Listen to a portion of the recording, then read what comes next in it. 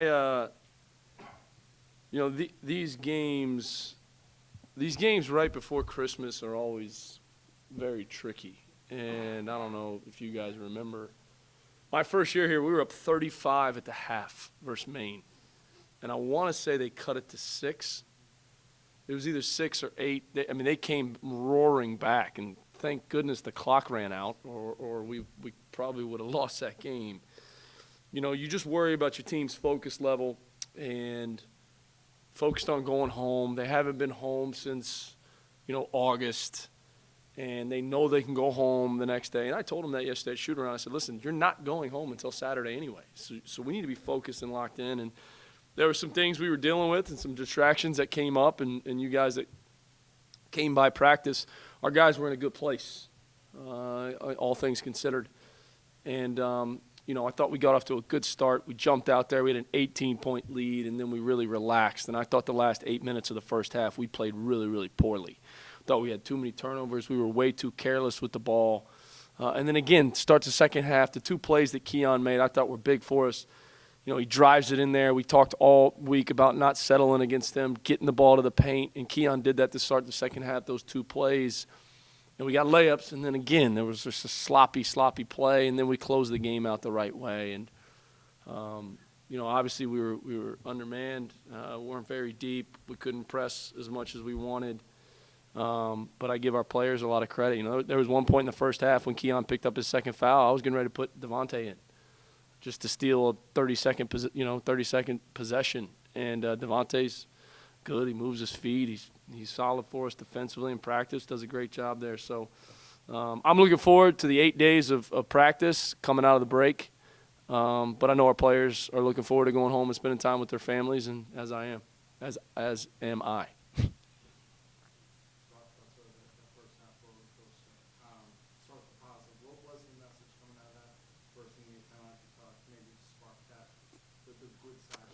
Yeah, Josh, I just, picking up the pressure. The ball was moving. We were getting good shots. I think we had 11 assists with 4 minutes to go in the first half, and we ended up at halftime with 11 assists. I thought we took too many long twos, so we're kind of moving towards the negative here, but I thought we took too many long twos, challenge, jump shots, quick shots, and the ball was really moving there early. And I thought our press was pretty good, and we created some turnovers and sped them up a little bit. I thought, but then, and to close out that first half, we turned it over too much, and I didn't think our shot selection was very good at all. We've seen this in a couple of games where you guys put together 10, 12 minutes of really good basketball, and then you kind of follow up with 5 minutes, maybe not so good basketball. Is that a sign of immaturity? Is that a sign of just getting too comfortable with where you guys are in the game? I think it's both. I wrote down on my play card, and I need to continue to do this. When we get a 10-point lead, I need to burn a timeout. If it's 10, if it's 12. When we have some momentum and some flow going in the game, to settle them down and get them refocused and give their shift their focus back. All right, now back to this possession. Because all of a sudden you get the lead to 10, then it's, they score, quick layup, come down, turnover, quick layup, back to 6. Like, we have to avoid those types of situations. Happening in South Carolina, happening against Yale, happening against St. John's. 3 games that we had leads in the second half that we couldn't close out. So I do think it's a sign of youth, and just catching your breath. We're playing so fast at times, and the ball's being flown up and down. We're trying to press, we're trying to get in the right one, and I do think that there's some youth. There's a youth component to that. Where as a head coach, I need to look at burning some timeouts to settle them in and get them refocused in those types of situations. For shot selection aside, how refreshing was it to see guys who don't normally pitch in on offense, CJ and Preston hitting threes and scoring a significant amount? Listen, CJ has been through a lot since he's been here. He played great down in the Virgin Islands. No knock on the teams down there, but the competition wasn't great. But he played well down there, and then he got hurt, and he was out for a while there, where some guys went past him. And he had some freshman struggles, and I'm sure there was nights in the dorm where it was difficult for him, where guys are playing and he's not. And The one thing I'll say about CJ that I'm proud of him for is his attitude has still been good every day, and he knew he was going to get his opportunity. He had 2 great practices leading up to this game, and he made the most of it. He wasn't perfect, but none of our guys were. Neither was I. And he made the most of that opportunity. And I was really, really proud of him for that. But again, going back to his attitude, his attitude leading up to this game and through some of the struggles he had not playing has been positive, and that's a credit to him. What do you think of CJ defensively now for the 3 steals? Seemed like he gave you guys a lift figure on that end. I thought he should have had a 4th. They called a foul on it. I thought he should have had a 4th steal there. He's got good instincts. He's a talented offensive player. One of the things I liked about him most is he can really pass. But he's deadly from behind the 3-point arc. And if we can, with our lack of depth, add another guy in here on our team that can shoot it from behind the arc like he can, it's only going to help us and get us prepared as we enter the Atlantic 10 play. So, but again, I'm more proud of him, not for his performance playing, but for his attitude leading up to this and being focused on our team. And that's a credit to CJ. Where do you feel your group is right now? How close are they to being where you want them to be? Well, they're a close group, and I think you could feel that from the mood yesterday at shoot-around. So I'll start there. This team is a connected team that generally cares and is pulling for each other, it shows me that our culture is moving in the right direction. From a basketball standpoint, there's a lot of areas we got to get better. I think we waste too many possessions on offense. I think we've got to come down and react better and not run plays every single time.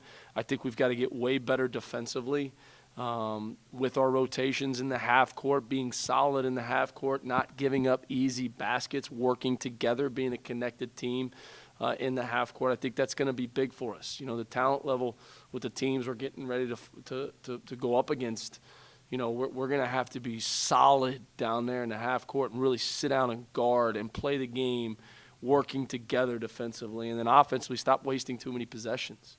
We got to come down and demand a good shot every single time. So I think those are 2 areas, where we got to, these 8 days of practice, we got to really, really focus and hone in on. Trey had another good game following up on Yale.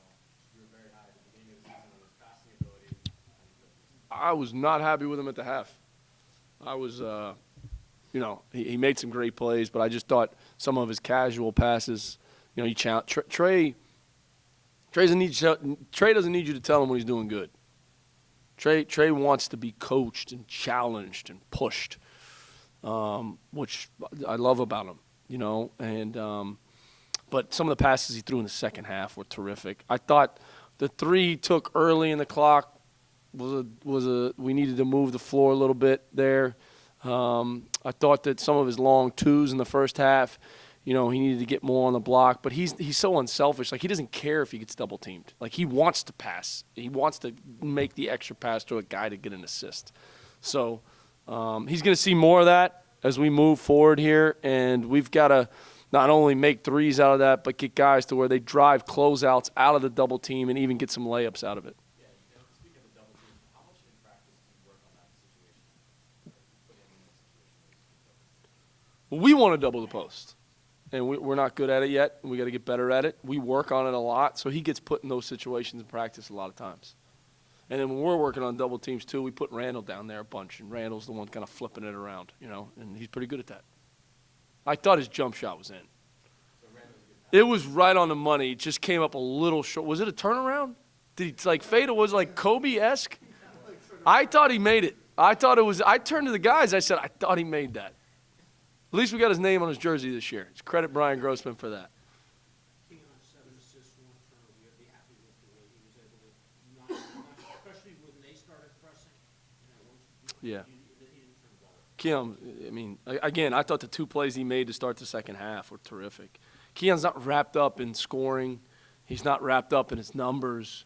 Keon's been all about our team, and I'm so proud of him for that, And he made the right play. He didn't try to force anything, and he's unselfish, and we need that. We also need him to look to shoot more because he's a good 3-point shooter. He didn't make one tonight, but we need him to do that. But 7 assists, 1 turnover, that's terrific. If you couple that with Sean's 6.